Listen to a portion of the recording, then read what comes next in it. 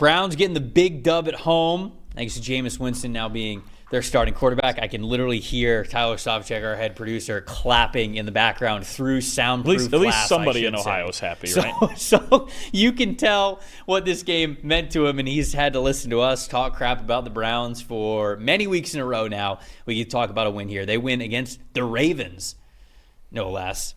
29-24 in this game. Let's take a look at the top 5 graded players for the Cleveland Browns. Myles Garrett, who showed up in a Terminator costume, which was terrifying. It was accurate, but terrifying to see a man of Garrett's stature wearing a Terminator outfit. Because normally, it's Arnold Schwarzenegger, right? Like normally, okay, people were wearing Terminator outfits. They can't really play the part well. Myles Garrett can play the part. Yeah, you wouldn't see either of us dressed up like that, no. I mean, you could, but everybody would be like, oh, okay, that's a costume. You look at Myles Garrett like that, and you're like, is that him? Is that actually him? He had an 85.5 overall grade in this one.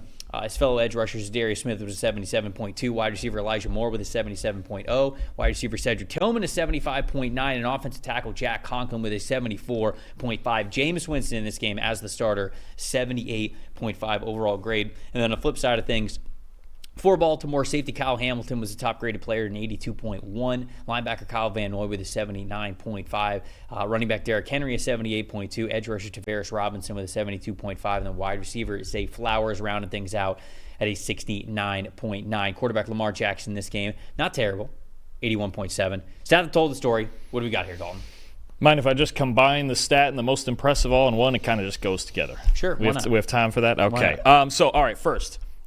We talked about how, yes, the quarterbacks and Deshaun Watson was an issue for this team, right? But they had a team-wide offensive problem. They weren't blocking, they weren't running, they weren't catching, they weren't doing much of anything right on offense. The big thing for me in this game is you could clearly see, first and foremost, that Jameis Winston was protected. This iteration this week of the Browns' offensive line was the closest thing that they've had to what they projected to be their starting offensive line, with the exception of DeJuan Jones in at left tackle instead of Jedrick Wills, but it's close enough. They had Jack Conklin healthy. They got both their guards healthy finally this week in the same week. So you had what was supposed to be most of their starting offensive line in. Jameis Winston only pressured on 10 out of his 43 dropbacks, a percentage in the low 20s. That's really good. Offensive line only charged with 2 hits and 1 sack on Winston all day. Huge.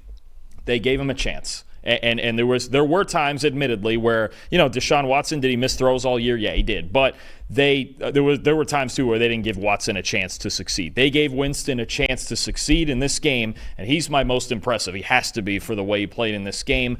We did get the Jameis experience with some turnover-worthy plays and some wild gunslinging throws, but in a clean pocket, he was just fantastic. 24 of 33, 312 yards, 3 touchdowns, 2 big-time throws, and a 90 passing grade. And it was the big thing that Deshaun Watson wasn't executing, is even when he was clean in the pocket, it was only a 72.8 clean passing grade, which sounds good, but on the scale of what you're supposed to do in a clean pocket really isn't that great. The other thing that Winston wants to do, as you know very well, he wants to throw the ball down the field, right? He's a vertical passer. He's going to – what is it? He had years where he would lead the league in both positive and negative throws. He did indeed. I think he led the league in both. He's going to take his chance. He's going to push it downfield because you know what? He's only got one career. He might as well roll with it. 10-plus yard throws in this game, which is something that had been missing. The explosives have been missing for the Browns, okay? 12 for 19 for 234 yards, 2 touchdowns, and an 86.8 passing grade. Let me just give you a little bit of context on that. Jameis in one game had 12 completions that were at least 10 or more air yards, right?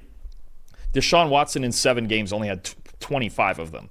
He was getting less than 4 per game, and Jameis comes out here just letting it rip. And it's not the best. It's certainly not the best receiving core in the league. And the pass protection had their best day of the season, but we didn't know that going into it. But Jameis is going to let it rip, and I think letting it rip with an 11.7 yard average depth of target was a big help. It just kind of opened things up and gave him a chance. Jameis, when he's clean, still has the fastball. Even in his 10th year in the league, can still get it down the field. And honestly, he was the reason they won this game. It's hard to say. There's some other things, obviously, they did well, but getting that sort of play out of their quarterback is something they just hadn't gotten all year. Yeah, look, we've on this show specifically pointed out that the Browns offense has had woes beyond just Deshaun Watson. Like, Deshaun hasn't been good, but you and I repeatedly on the show throughout the Browns' struggles have said it's the O-line as well. Like, it's not just all Deshaun. Not to, take blame off of Deshaun. He had to play way better. But You had injuries to Jack Conklin. Wyatt Teller wasn't out there. Ethan Posick missed some time.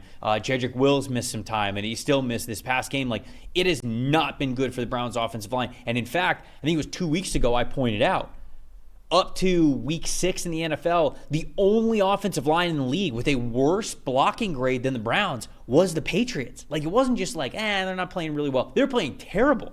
In this game, the boys were back.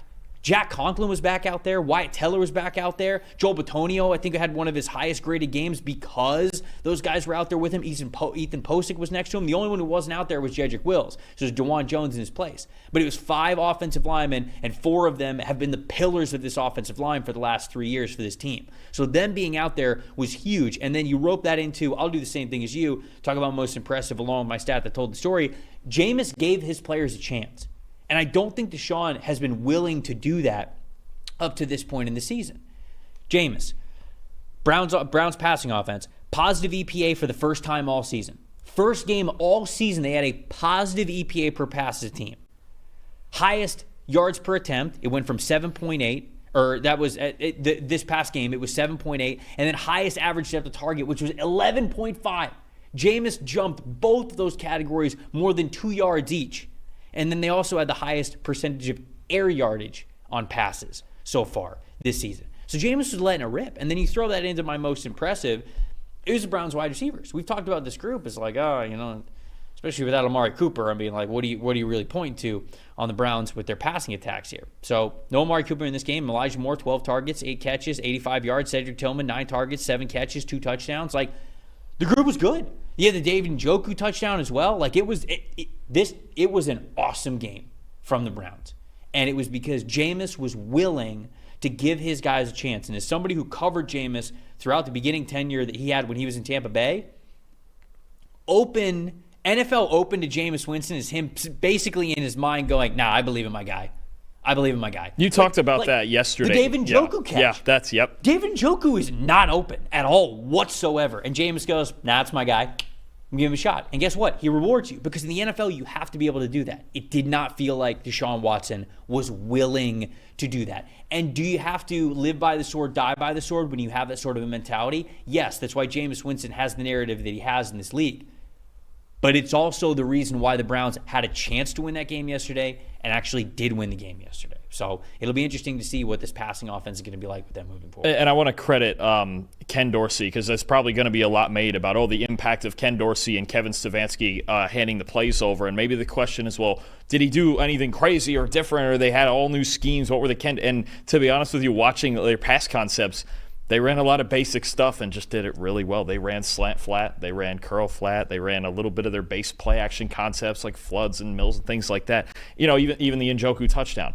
Just 4 verts, just look off the safety and chuck it the other way. I mean, they did a lot of the fundamental things right in this game, whether it be the play calling or the execution of it. And Jameis executed the fundamentals really well and had himself a big day, a big win for the Browns, just to kind of get the morale going back a little bit. And honestly, now we kind of look at the Ravens a little bit different now too when it comes to a game like this, where they have a couple of consistent problems here on this team. Well, I was going to say, I'm not really looking at the Ravens different, but they are consistent problems here, especially when it comes to defending the deep pass. And we saw that this week once again. Ravens are second to last in the NFL on throws of 15 yards or more. They were second to last going into this week. They're still second to last now after this week as well. So this has been a struggle for this team. They really have a tough time defending passes 15 or more yards down the field. And obviously when you go up against quarterbacks that are pretty fearless, like Jameis Winston is, sometimes you can all of a sudden be like, oh yeah, we're obviously the better team in this game, and clock strikes 0 and you go, wait a second, how'd we get here? It's because you don't defend the deep passes as well as you need to. So that was my most disappointing. What was the most disappointing for you? The Ravens' offensive line, they had started to get it together the last few weeks, but they got dominated by the Browns' D-line in this game. You saw it with Garrett and Smith being the 2 highest graded players for the Browns. Season low in pretty much everything across the board and all the grading for the Ravens' offensive line.